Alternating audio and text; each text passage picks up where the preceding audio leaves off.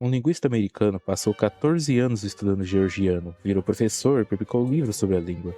Em 2019, ele deu uma entrevista e disse: "Eu ainda cometo erros básicos, talvez eu nunca fale esse idioma direito." 14 anos, erros básicos. Isso não é falta de esforço, é a língua. Hoje a gente vai descobrir qual idioma é considerado o mais difícil do mundo e por que alguns deles parecem ter sido criados para ninguém conseguir falar. Existem cerca de 7.000 línguas no mundo. A maioria você aprende com 2 a 3 anos de estudo sério, mas tem um instituto americano chamado FSI, que treina diplomatas e classifica todas as línguas por dificuldade. Espanhol, italiano, francês, 600 horas para fluência básica. Os mais difíceis, 2.200 horas, quase o triplo. Mas tem línguas que nem entram nessa lista, porque são difíceis demais até para classificar. O japonês é famoso por ser difícil, mas não pelo motivo que a maioria pensa. O problema não é só memorizar os caracteres, é que japonês tem 3 sistemas de escrita diferentes usados ao mesmo tempo, na mesma frase: hiragana, katakana e kanji.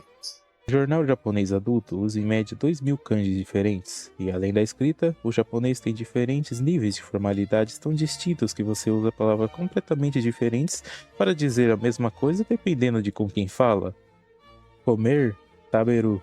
Comer com seu chefe, meshi agaru. Mesma ação, palavras diferentes, dependendo de quem está na frente de você. Lembra do linguista de 14 anos? O georgiano é a língua da Geórgia, um país pequeno entre a Rússia e a Turquia, e existem mais de 1.500 anos praticamente sem mudar. O problema do georgiano é a gramática. Em português, eu vi você, são 3 palavras. Em georgiano, essa frase inteira vira uma palavra só. O verbo absorve o sujeito, o objeto, o tempo e a relação entre as pessoas, tudo dentro de si mesmo. E tem grupos de consoantes que são intimidadores. A palavra gepatskoni, que significa ele nos pela, como pelar uma fruta, tem 8 consoantes seguidas sem nenhuma vogal. Gepatskoni. Pois é, eu tive que literalmente assistir um tutorial no YouTube para aprender a pronunciar essa palavra. O terceiro caso é o mais radical de todos, e acontece aqui no Brasil. O Pirahã é uma língua falada por menos de 500 pessoas na Amazônia, e ela não tem números, não tem cores definidas, não tem tempo verbal, de passado ou futuro. Em português, a gente fala coisas o tempo todo como: "O homem que eu vi ontem estava correndo." Isso se chama cláusula subordinada.